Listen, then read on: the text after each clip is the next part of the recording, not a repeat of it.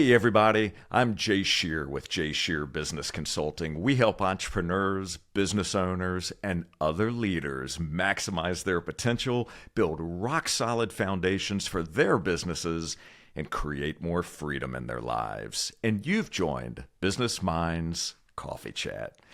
Daniel Kahneman said, "Our minds operate on two systems, one that is fast, automatic, and subconscious, and another that is slow, deliberate, and conscious. Most of our decisions are made by the fast, automatic system."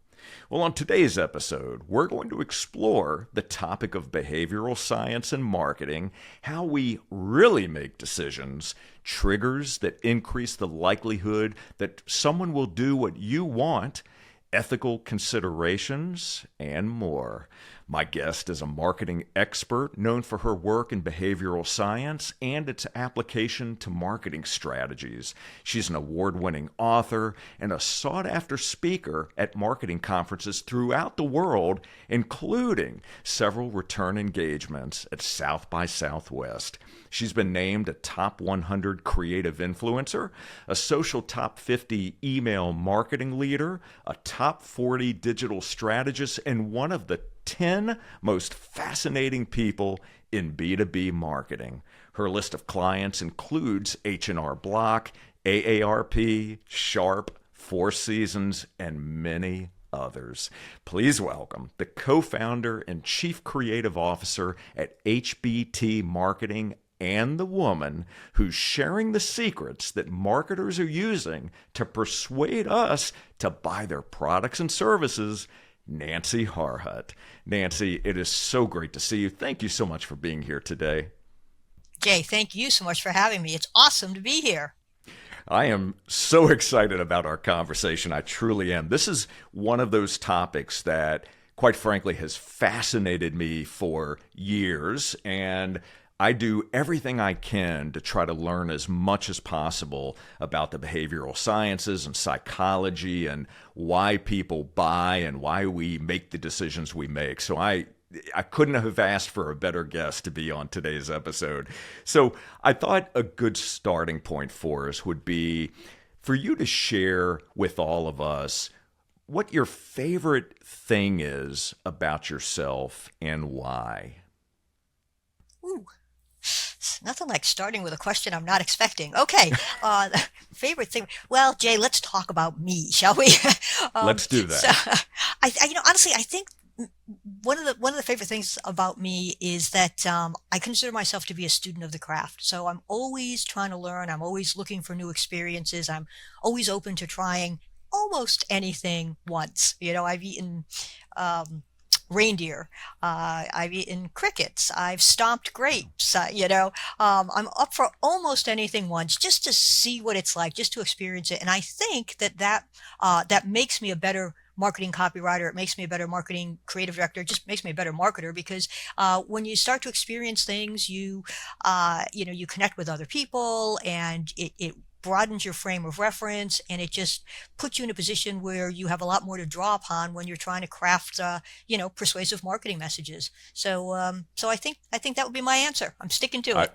okay, and I love that. That's a great response. So let's talk about doing things, willing to do anything at least once. So give us an example, a real world example of something you've done. You mentioned a few things right there in your list, but give us a specific example of something that you've done that really pushed you outside of your comfort zone, something you had never done before, decided you were going to do, and boy, did that really push you to grow.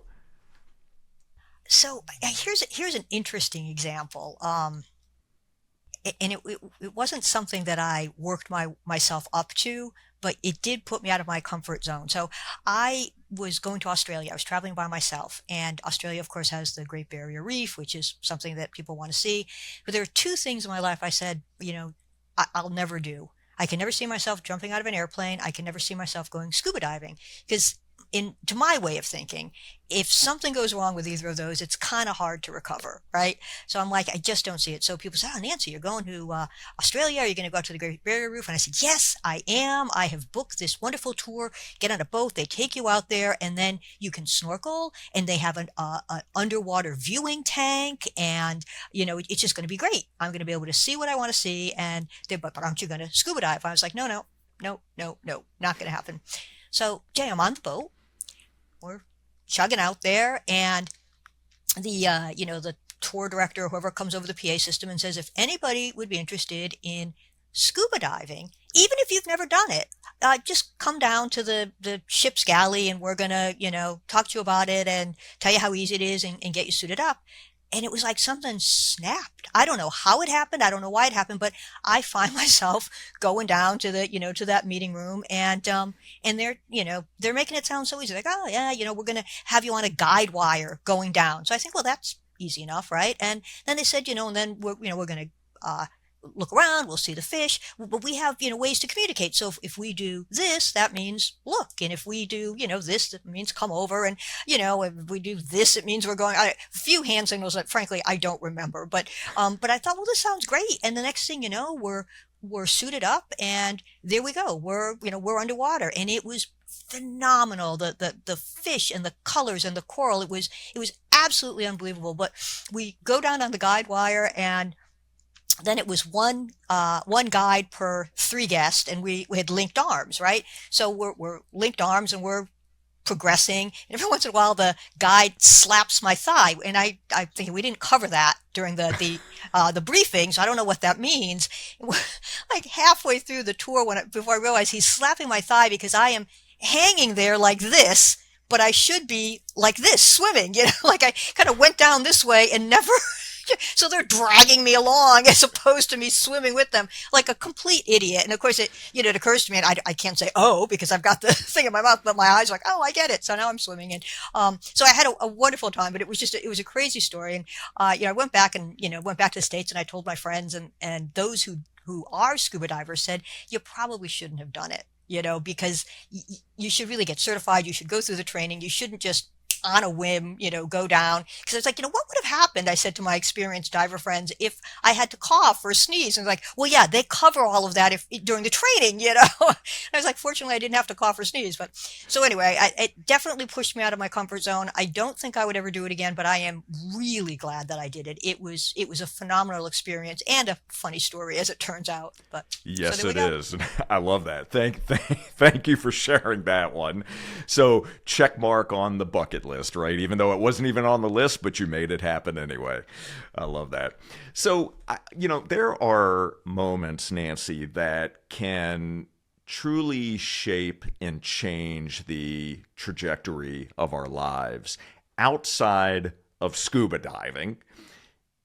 Is there a moment or something that occurred in your life that truly did shape your own trajectory and has really helped you become the person who you are today? Yeah, I think I've been fortunate enough to work for some really good bosses and mentors. Early on, I worked for a guy. I was a young copywriter, and we would be in these meetings, and a senior account person would pose a question, or a client would, pose a question, and he would turn to me and say, well, Nancy, what do you think? And it always, initially it surprised me. So I'm the junior person in the room, like, you should be answering this. You're the chief creative officer, but he always would start with me, which gave me confidence and helped me grow. And I always, I think back on it now, and that was, I think, instrumental to my professional development, and I always appreciate him for that. And then years later, when I was, I think, an associate creative director, so I'd kind of risen through the ranks, I had another great mentor and boss. And he was the one, I'm almost positive he was the one who gave me Robert Cialdini's book, Influence, the Psychology of Persuasion, and said, you should really read this. And to be fair, I didn't dive in right away. It took me a while to get to it. But once I read that book, that kind of sent me down the rabbit hole in terms of behavioral science and social science and how it could be applied to marketing. And, I was devouring the book and highlighting pages and making margin notes and thinking about the work I was doing for my clients and the challenges I was trying to solve for them, whether it was, a newspaper trying to get more subscribers or a phone company trying to win back customers or, but I was like thinking about what I was, working on for my clients and reading this stuff and going, not that it was written specifically for marketers, but I'd be reading these things going, that could apply. Ooh, that would be worth. Oh, I wonder if that would work. And I began to start testing these things, and I began to see that they worked. And that was like a total turning point. I just said, all right, I'm, going in 100% on this idea of marketing best practices plus behavioral science, and that's what I've been doing for the last 10 or 12 years. And it has really shaped my career. It got me the book deal. It's just allowed me to help so many different clients beat their benchmarks and controls. So I think that was, that was one of those pivotal moments. Yeah, that's so interesting. Now, the fact that you brought up that book and Robert Cialdini, you've had an opportunity to engage with him. He actually provided a testimonial for your book, which we'll talk about here in a few moments. And so obviously that was instrumental and really opened your eyes in ways that maybe you hadn't either expected or maybe gave you some things to think about that you hadn't necessarily pursued in the past. Since that time, are there other books that have played a role in helping you better understand and really hone your own skills when it comes to behavioral science in general? Not necessarily marketing, but in general. Yeah, I think so. I mean, there are so many good ones out there, and I know I'm going to forget to mention some. But Dan Ariely's Predictably Irrational was fantastic, and I actually had the opportunity to meet and work for a brief period with Dan, and that was amazing. But his book, Predictably Irrational, Roger Dooley, who I've also had the opportunity to meet, he wrote a book called Brainfluence, which is absolutely phenomenal. And then, of course, there's, some of the classics like Kahneman's Thinking Fast and Slow and Sunstein and Thaler, Nudge, So I think all of these, and there are so many more, honestly, that that anytime I can get my hands on them, I'm just like going deeper and deeper into it, and trying to find, okay, well, that could work and that could work, and let's try that, and ooh, I never really thought about it that way.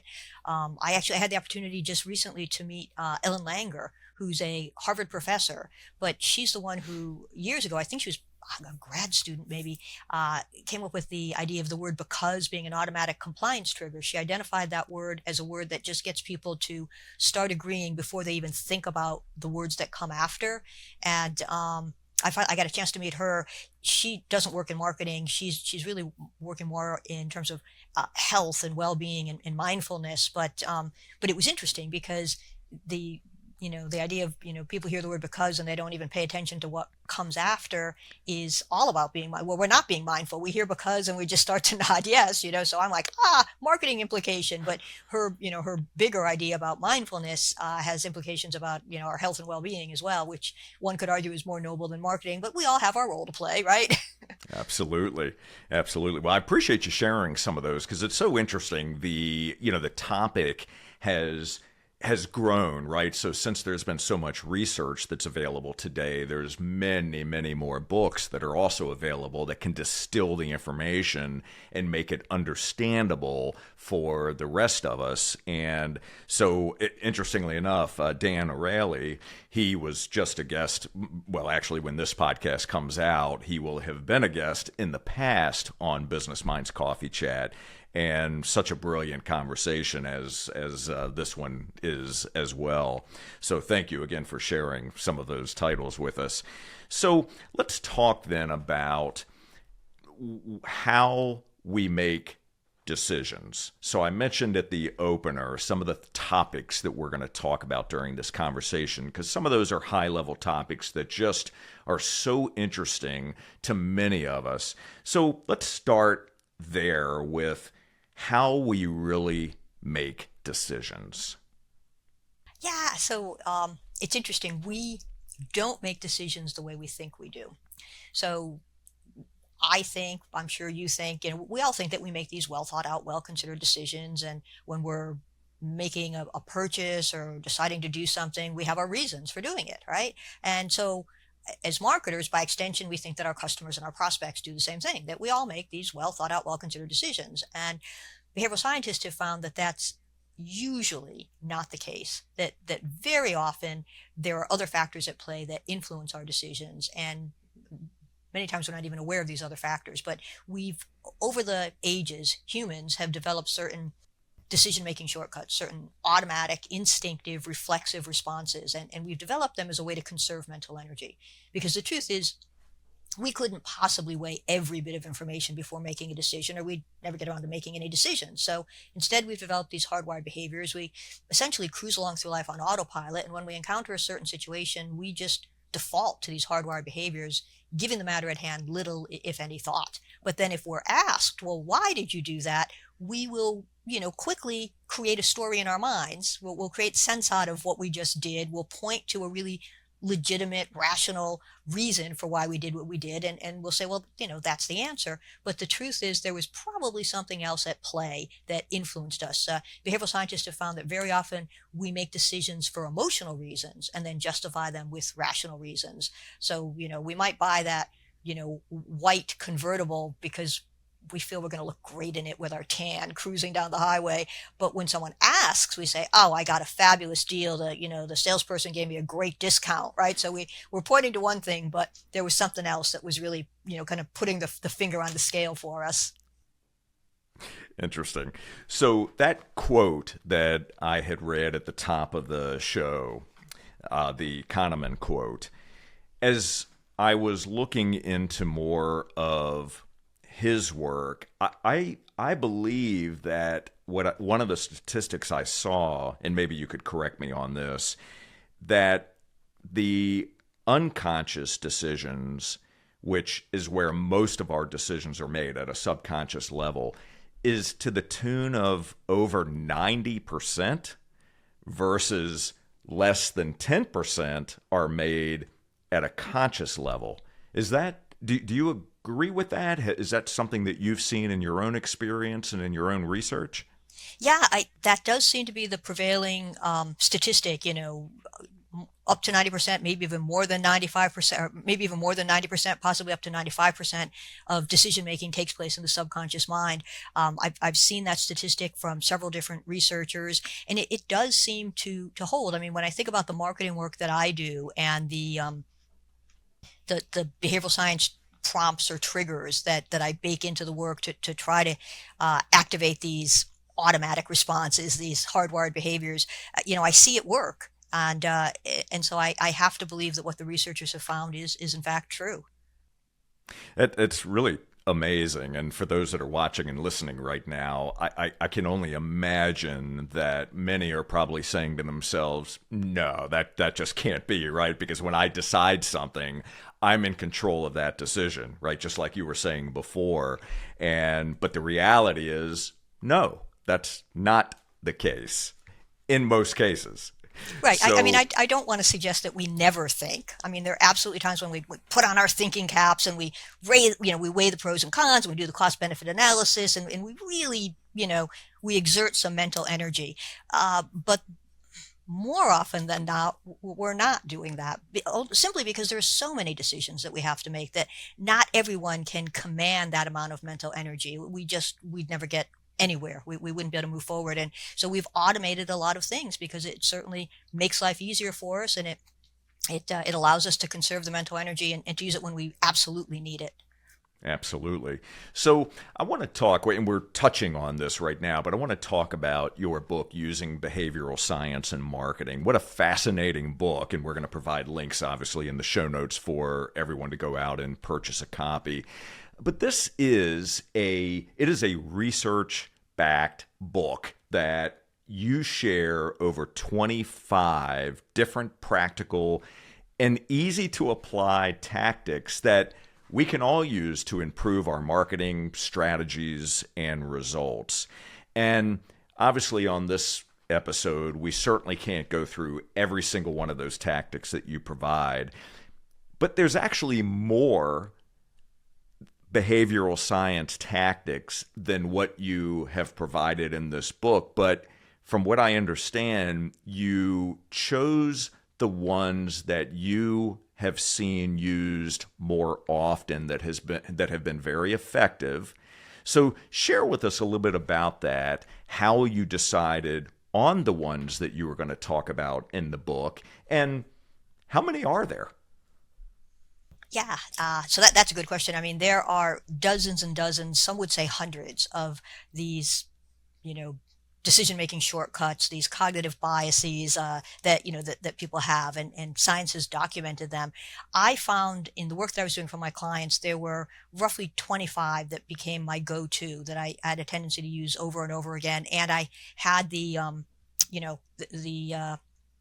results to indicate that they were working. And so those were the ones that I felt most comfortable talking about, for particularly for a first book, right? I hadn't written before. So I was like, all right, I'm going to stand on solid ground here. I'm going to write about what I know. I'm going to be able to point to, tests that I've done. And so I stayed with those. And maybe we should step back a second and just say, using behavioral science in marketing. And it's like, all right, well, behavioral science, I don't know, maybe people's eyes roll back in their head. They're like, what is science? I don't know. Do I need white coat and test tubes? And very simply, behavioral science is the study of how people behave, and more specifically, why they do what they do. And when you think about marketing, well, we're all about getting people to do what we want them to do. So the intersection is perfect, right? If there's a study of why people do what they do, it's absolutely what marketers should be on top of. But the truth is, behavioral science is used in education and healthcare and politics, and also in marketing. But it shouldn't be something that scares people off. It's not particularly complicated. You'd mentioned they're easy to apply tactics, and they are. Sometimes it's the difference of changing a word or a phrase, and you can see the difference. A colleague of mine was doing some work for a company that did ISO certifications. And so he tested two different headlines. He tested ISO certification, will your company pass, against ISO certification, will your company fail?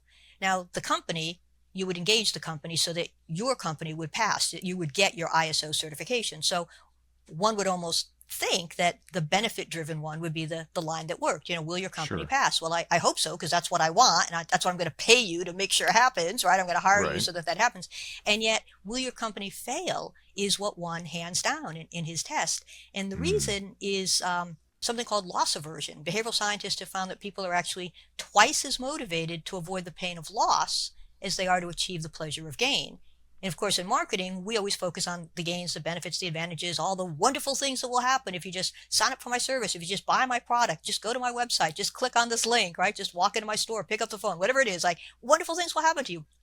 And I'm not saying we should walk away from benefits, because we do know that they work, but a little well-placed loss aversion can go a long way. And I think my friend Alan's example was a perfect demonstration of that. Will your company pass versus will your company fail? Once people got in, they could extol all the benefits that the service was going to provide, but getting them in, the thing that got them in was, will your company fail? That's what got you in versus will your company pass? So it's just interesting. And, in business, brands and marketers and business executives and salespeople, for that matter, who are aware of some of these behavioral science principles and some of the decision-making shortcuts that their customers and prospects routinely rely on, those are the brands and businesses and salespeople and business executives that are going to be able to succeed because of it, right? If the more we know about how people make decisions, the better off we'll be serving up messages that will prompt the decisions we're looking for. And that's what the book is all about. Absolutely. And it is so practical, and it truly is a guide that can help anyone in refining their messaging, using the right triggers throughout their marketing strategies, and ultimately seeing better results. So you talked about A/B testing, right? And talk about the importance, if you will, just for those who may not be aware of this, the importance of testing different messages. Yeah, it's important because we don't really know what's going to work until we put it out there, right? So I can have an opinion, you can have an opinion. They can both be good opinions. They could both be based on, solid hypotheses. It's like, well, all right, I think this is going to work for this reason. I don't know. I think this is going to work for this reason. And they could be both very solid. The only way we're going to know is to get it out in the marketplace and let our customers or our prospects tell us, what's going to work for them. And, it doesn't have to be this huge test. I mean, you can start with a small pilot and then you see what's working and you say, okay, that's what I'm going to double down on. But it is important because you can see outsized results from very small changes. So, there was a company that was going to have to start charging for shipping, right? Online company, e-commerce company, they have to charge for shipping. And, that's kind of like when you hear that, you're like, oh no, because people don't like to pay for shipping. But okay, the company made the decision. Now I, as the marketer, have to communicate it. So they tested two things. They tested a $5 shipping charge against a small $5 shipping charge. Now, we all know what $5 is, right? $5 is $5 is $5. Like, we know what it is, right? But a small $5 shipping charge got a 20% increase in sales just by, I guess, reminding people, making it more top of mind that it's only $5. It's, it's small. It is a small, it kind of tempered the initial, like, oh, I don't want to pay for shipping. It's a small $5. But it's little things like that. And, if you had said to me, I don't know, should we say it or not? I mean, you could have made two arguments. One argument would be, the more words you have, the more you're calling attention to the fact that you're going to be charged. Let's just get in and get out as quickly as possible. Let's not belabor it. Let's not insult their intelligence. There could be all kinds of reasons to not say it. And then on the other side, we could have said, well, no, but, we want to remind them that it's only $5, that it's small, it helps frame it, so both of those, you could have made a good argument on both sides. So what you do is you put it out in the marketplace and you see what works. And in this particular case, small worked. That's brilliant. One That's word, so interesting. 20%. One word. And then I've also heard you speak about the real estate that's used in marketing with words themselves. So as an example, let's take that small, that $5 or $10, as opposed to putting $10 decimal point 00.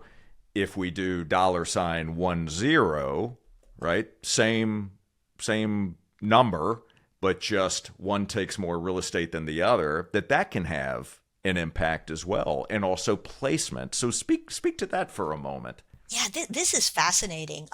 It's called magnitude encoding effect. I don't know, the social scientists have these like mouthful phrases for kind of simple concepts, but basically what it means is the amount of physical space that a price takes up influences our perception of how big it is. So as you were saying, you could have $100.00. So that's $100, right? $100. Or you could have $100.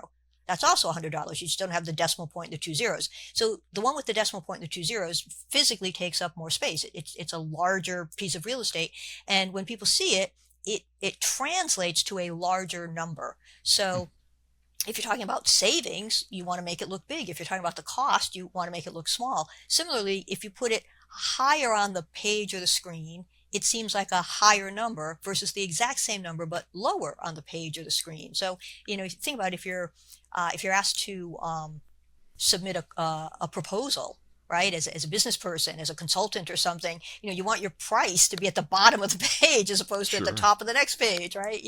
Or if you're working on your e-commerce site, have the numbers lower versus higher and, make them smaller. There are some studies that show that the $, when it's only half the size of the numeral, makes the price a little less prominent and people a little less price sensitive. Other studies show that simply eliminating the $sign altogether or spelling out the price. Like if you've ever been to a really nice restaurant, sometimes you open up the menu and at first glance you're like, there are no prices. And then you realize in this beautiful script underneath the entree description, it says, $42 or something. And you're like, oh, that's the price. But it makes you just a little less price sensitive when it's expressed that way. And it's fascinating. And I think if you said to somebody, would that influence you? They would say, no, $42 is $42 is $42. I don't care how big the $sign is. I don't care if you spell it out or if you use the digits. Like, I understand what $42 is. And no, I'm either not going to pay that amount for an entree or I'm absolutely going to pay it because that's the entree I want. Like we would all,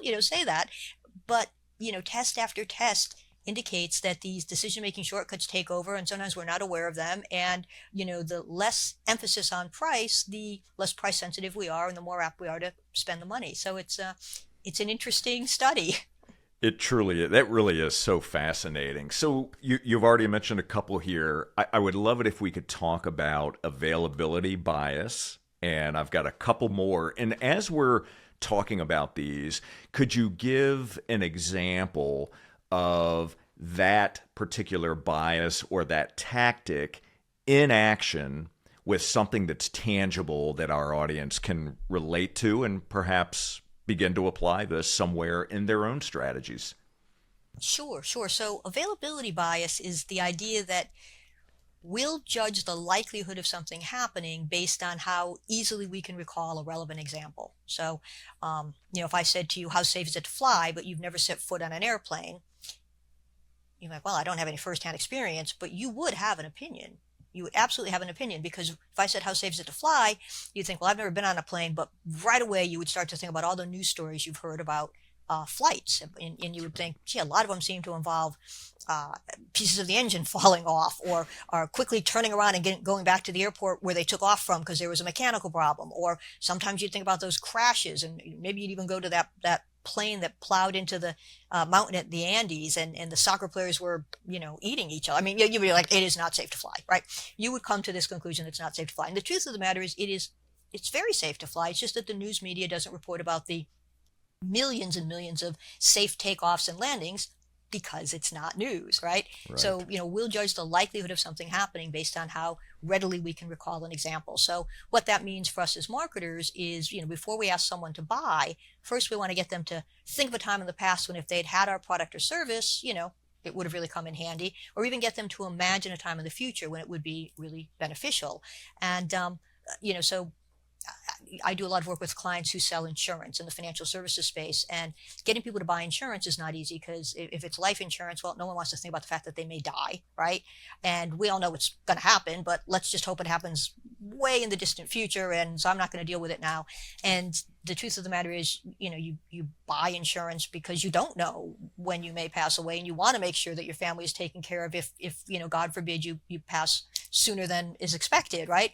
So one way to use this principle would be to say to someone, in a marketing email or a marketing letter, or even with a salesperson one-on-one, do you know anyone who passed away unexpectedly and left their family in a tough financial situation? And when you put that question out there, very often we can think about someone that we either know personally, or that we heard about, or maybe it was even some celebrity that died penniless, and we're like, how the heck did that happen?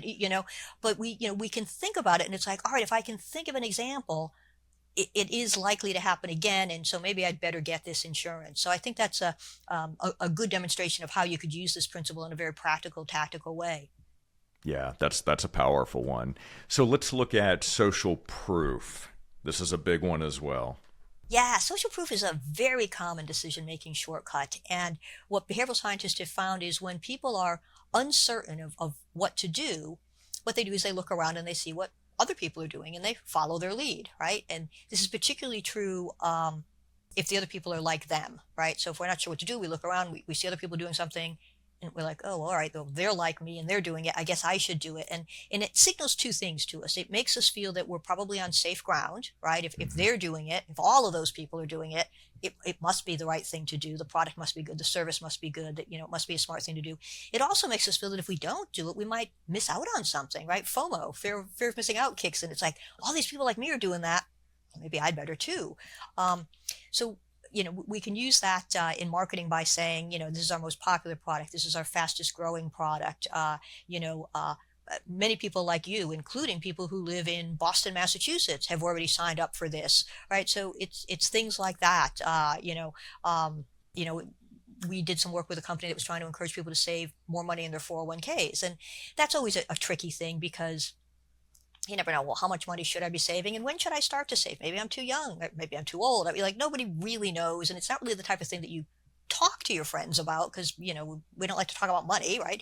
Sure. But if we sent out a marketing message that said, here's why women in their 30s with good jobs in the technology sector are getting 401ks, And if, you would target it so that it went to women who are in their 40s, who are working in the technology space, people were like, oh, people like me are doing this. I guess maybe I should do it too. So it's a good way to use that idea of social proof. So it could be something as specific as that, or something that's a little bit more generic, like, McDonald's, millions and millions served, or this is our most popular product. But they're just those little indicators that let people know this is what I should do. It's probably going to be a safe choice for me. This is so good. All right. How about autonomy bias?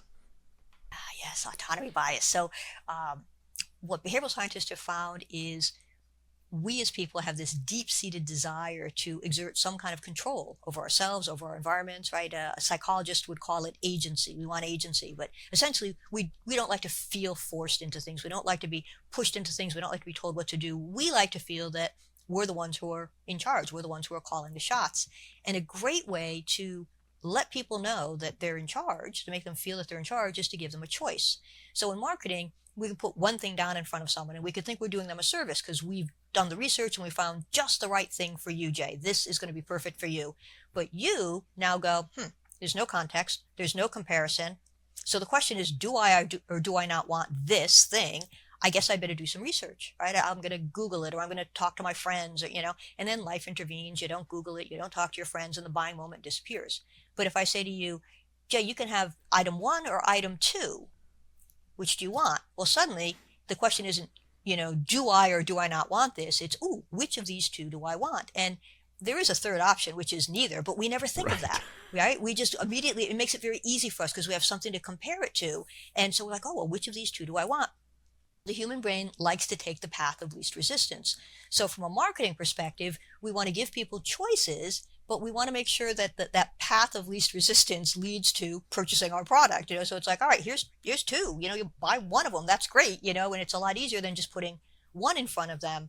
And there's kind of an ancillary point to the idea of autonomy bias, and that's the BYAF technique. BYAF stands for but you are free. And what behavioral scientists have found is you can ask someone, you can tell someone what you want them to do, you can ask them to do it, but if you follow your request with, but you're free to choose, or the choice is yours, or it's up to you, or it's your call, on average, and there's a lot of research, but on average, it doubles the likelihood that people will do what you want them to do. And it's because you've just made it very top of mind that you're not being pushed, you're not being forced, you're coming to the decision on your own. So it's pretty powerful stuff. That is very powerful. Now, speaking of choices, right? So do you want A or B, 1 or 2? Is there, what does science say about the number of choices? At what point is it too many choices? Yeah, that is a great question. In fact, thank you for bringing that up, because I probably should have mentioned that when I was talking about autonomy bias and choice. But 2 is better than 1. 3 is always a magic number. We have 3. People have a tendency to go for the center choice. We just feel most comfortable in the center. I wouldn't go beyond 4 or 5. And here's the reason why. When I say, people like choices, a marketer or a business person might say, great, let's have 10 or 20 choices. They like choices. Let's give them all the choices, right? And research has shown that, people love all the choices. But then analysis paralysis hits. There's so many choices you can't decide. And so you're either frozen and you make no decision, or you make a decision, but you can't quite stop wondering, did I leave something better on the table? Did I make the right one?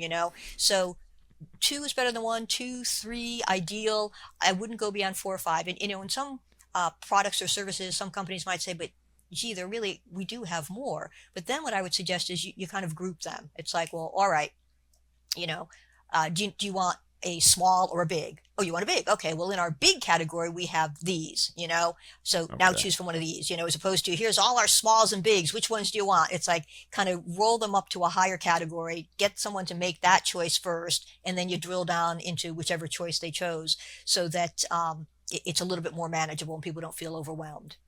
Yeah, that's great. It's so interesting that for your book, right, the way that you explain each of these and give examples, once you start to really understand it, you start to see it everywhere, right? You start to realize what marketers who are aware of this and who are savvy enough and are applying some of these tactics, you can start to point them out. It's like you've given the tool that allows us to start to see and make sense of all of the different things that are being used to influence us, right? To move us in the direction of making decisions, making buying decisions.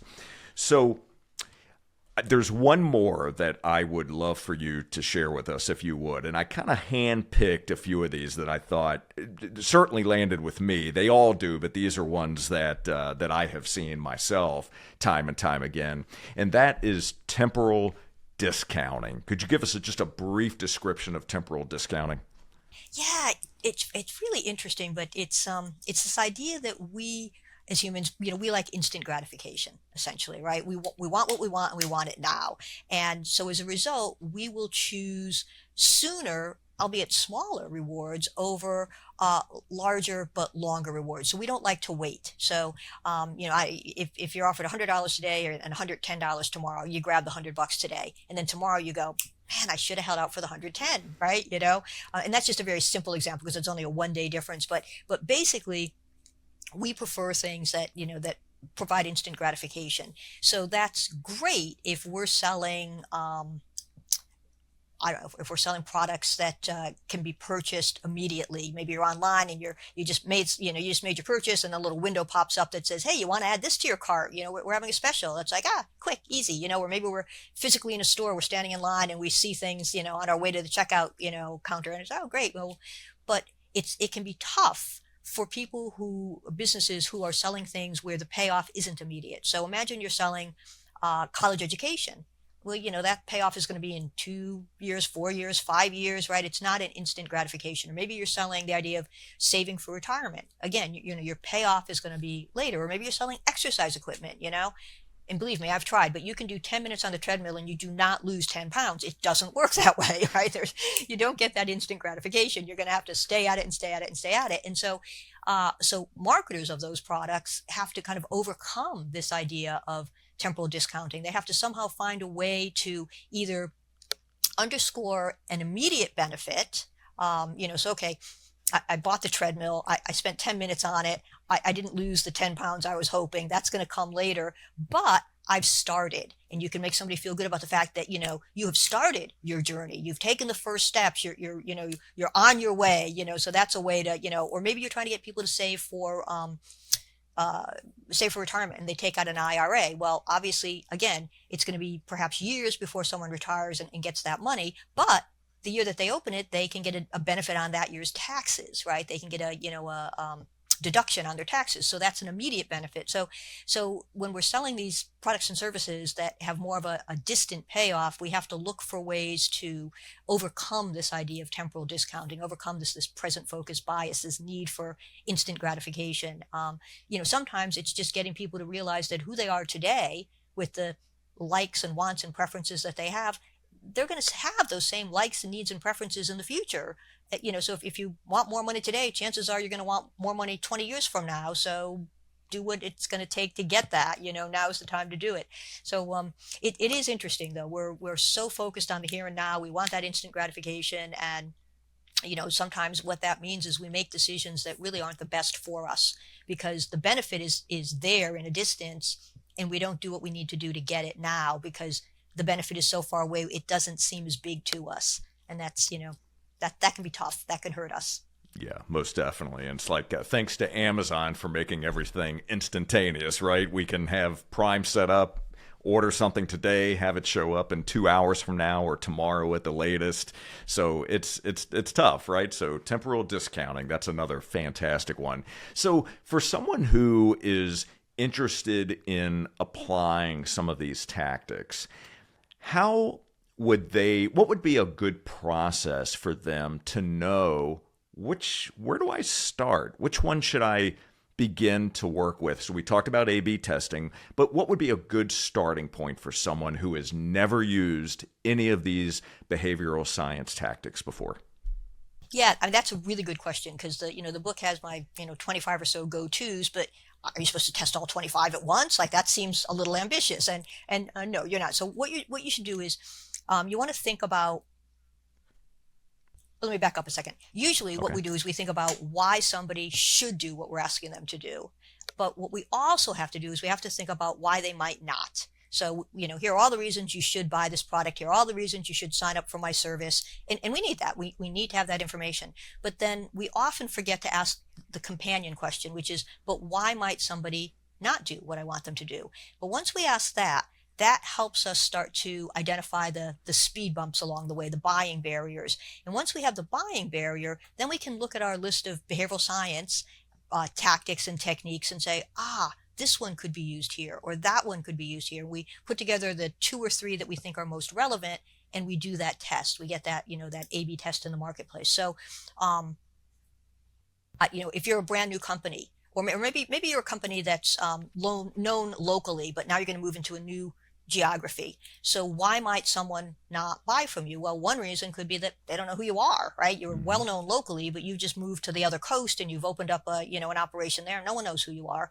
So you say, well, all right, how could I overcome the fact that they don't really know us? Well, you might look at social proof and say, well, all right, I'm going to make sure in my marketing materials, I let people know that, we've already, we've got hundreds of thousands of satisfied customers on the East Coast, and now we're happy to bring this to the West Coast. And so you think, well, all right, if they've already got hundreds and thousands of satisfied customers, so we could use the social proof. Or maybe we bring in the authority principle. When ever since we were kids, we've been taught to recognize and respect authority. So when an authority weighs in, we have a tendency to believe them. And authorities can be subject matter experts. They can be independent. We think, well, all right, it's their job to know this. And so maybe, we move to this new location and we say, but we're endorsed by the ADA, the American Dental Association. You're like, oh, well, if the American Dental Association endorses them, even though I haven't heard of them, they must be good. There's that like halo effect. So what we want to do is we want to look at why might someone not do what we're asking them to do. And then we want to look at the body of scientific research that shows the decision-making shortcuts people rely on. And we try to choose the ones that are going to be most likely to address that buying barrier. Oh, that is fantastic. I love this. So let's talk briefly about ethics. We shouldn't have this conversation without talking about ethics. So what are some of the ethical implications of using behavioral science in marketing? And maybe you could also speak to what marketers do wrong when it comes to using behavioral science in marketing. So let's talk about the ethics piece and then also what you see marketers doing wrong. Sure. And that's a very important topic, actually. So this is using these behavioral science tactics, it's one more tool in our toolbox, one more arrow in our quiver, choose the cliche, but it's one thing to help marketers, more effectively deliver their message. And it needs to be like any other tool. It needs to be used properly and responsibly, right? So you don't want to say something that isn't true. You don't want to say something that or use a tactic that you wouldn't use on your own family, right? Like you want to use these ethically, you want to use these responsibly. Just because you can do something doesn't mean you should. I mean, we can spam people. And in fact, as an industry, we used to do that. And now we've learned and we don't do that anymore. It's the same thing with these. We can use some of these tactics to motivate, or we can use them to manipulate. And obviously I'm in the motivate camp, not the manipulate camp. We want to be honest about what we're saying. We want to make sure that, what we're saying is truthful and accurate. We want to be respectful of our target market. We don't want to insult them. We don't want to abuse them. We actually want to use behavioral science to get to a win-win situation, right? I want to have a good product that's properly targeted. And then I want to use behavioral science in my marketing messages to make it easy for you to see my message, to understand the message, to remember it, and to respond to it, because that will benefit you because I've properly targeted you and I have a good product, and it will benefit me because I've made a sale. Because when you think about it, when a marketer puts a marketing message out there, there's going to be like 3 groups of people. There's going to be this one group that says, oh my God, I can't believe this. This is exactly what I'm looking for. This is perfect. Sign me up, right? Can't believe it. Absolutely what I wanted. Came at the right time. And then there's going to be another group that's going to say, no way, no how, not going to happen. I would never use that. Or interesting product or service, but I'm a dyed-in-the-wool customer of company X, and I'll only buy from company X. So it's like, all right, so on the first hand, easy customers. Second hand, you'll never convert them. And then there's that third group, which is arguably the larger one. You've properly targeted them, so they could benefit from your product, but they're busy and there's all kinds of things competing for their attention and they're cruising along on autopilot.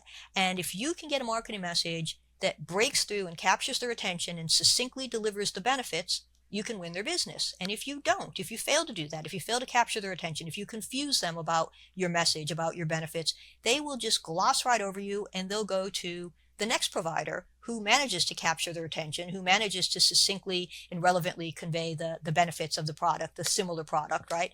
So that's what we need to do. We need to use behavioral science as a tool to help us get the right messages to the right people in the right way, in a brain-friendly way, so that they can make an educated buying decision, and it will benefit them and it will benefit us. Excellent. And so you said, like, how do people misuse it? So just quickly, Exactly. we know that urgency works, right? It's like, okay, this is the last day for the sale, only 5 of these left. Obviously that can get us off the dime. It's like, oh my gosh, if today's the last day, I better buy it. There's only 5 left, I better get mine. That's fine if that's the truth. In fact, your customers, your prospects will be happy that you've told them that, because it conveys that they shouldn't sleep on it, that they shouldn't wait. But if you say that and then tomorrow you say it again, and next week you say it again, it means you're lying, that there's a stock room of them. There's not just 5 left. And it's not just today, because you extended the sale today, to the next day, and then you extended it the next week. And it's that erodes trust, which is almost impossible to regain. And that's just, it's wrong. It's just a bad business practice. So that's how some of these are misused, and they shouldn't be. But, there's always the occasional bad actor. And all I can say is, don't be one of them. There you go. Thank you for sharing that. So, Nancy, as we're wrapping up our conversation today, I could talk to you for another hour or two. This is such a brilliant conversation, and you've shared such a wealth of information already. So, two things. Number one, my final question, then I have an ask for you. And my question is, what is the greatest gift that life has given you that you didn't realize at the time? Wow. The greatest gift that life has given me that I didn't realize at the time. Um, that's a tough question to answer. The first thing that springs to mind may not be the most profound, but prior to starting HBT Marketing, prior to co-founding it with my business partner, both he and I were working for another agency, and that agency was owned by a larger company that was not in the advertising business. And the larger company decided to get out of advertising. They closed the business down, they closed the agency down, and they concentrated on their larger business. So my business partner and I were agency-less, right? We found ourselves with the rug pulled out from under us. The agency shut down rather quickly. And that was a tough one. I was like, oh my gosh, like, what am I going to do? And what we ultimately ended up doing was starting our own agency. And I've never looked back since. So it was something that seemed like it was going to be a horrible thing, that, this blow that life dealt me, and it turned out to have an incredible silver lining. And I probably would not have started my own agency had that not happened, because I'd been asked repeatedly over the years, and I had always said, no, I'm very happy where I am. I'm very happy working for somebody else. It's all good, and it was just the nudge I needed to get me out of the nest and start my own thing. And so I think that's that may not be the most profound example, but it's a decent one, I think. It is definitely decent, and something I'm sure many of us can relate to. So thank you for sharing that. So here is my ask. I would love it if you would give our audience, including me, a challenge. What is one thing that you would challenge us to do starting immediately? So I think the one thing I would challenge you to do is to just remember that people don't think the way we think they do. And so what that means is people aren't making the most well thought out, well considered decisions. They're not analyzing all the facts. Very often they're responding from the gut or responding from the hip, or however you want to phrase it, And so as a marketer, keep that in mind, because you want to serve up your marketing messages accordingly. And as a consumer, keep that in mind, because you might start to, without thinking, move towards something, and you might want to just pull yourself up for a second and say, wait a minute, why? Do I really want this? Is this really what I want to do? Or am I responding to something else? Everybody's getting these, purple hot pants, and I'm in line to get a pair of purple hot pants. But wait a minute, would I ever in a million years wear purple hot pants, even if everyone else is wearing them? But we get caught up in the moment. So from a marketing perspective, understand that we can't argue people into buying, that facts alone really convince anyone, that we need to have these emotional messages. We need to think about people's decision making shortcuts from a marketing perspective. And from a consumer perspective, just before you lay down your hard-earned cash, just make sure that you're making the decision for the right reason. And very often you may well be, but sometimes you might be like, what was I thinking? So, if you realize that sometimes this can happen, you're in a better place to make sure it doesn't. Oh, that's a good one. Nancy, I want to thank you again so very much for joining us today on Business Minds Coffee Chat. What a phenomenal conversation. I really appreciate you sharing of your insights, your knowledge, sharing your wisdom in such a practical way, something that we can all relate to and begin to put into practice immediately. So I want you to know how grateful I am for you. Thank you. Jay, this has been thoroughly enjoyable. Thank you so much. I want you to know how grateful I am for the opportunity to chat with you and to share this with your listeners. Thank you very much. Absolutely. It is my pleasure. And for each and every one of you, I want to thank you so very much also for watching and for listening. And I have a quick favor to ask. Would you please take just a moment? It'll take less than 2 minutes. If you could take just a moment to subscribe, rate, and leave us a review on Apple Podcasts. That helps us expand our reach and attract amazing guests just like Nancy. And to listen to more episodes, all you need to do is visit jscherbusinessconsulting.com, click that podcast button, and until next time, my friends, keep learning and growing. Do yourself a favor, pick up a copy of Using Behavioral Science and Marketing and apply what you learn, and we'll see you on the next Business Minds Coffee Chat. Take care, everybody.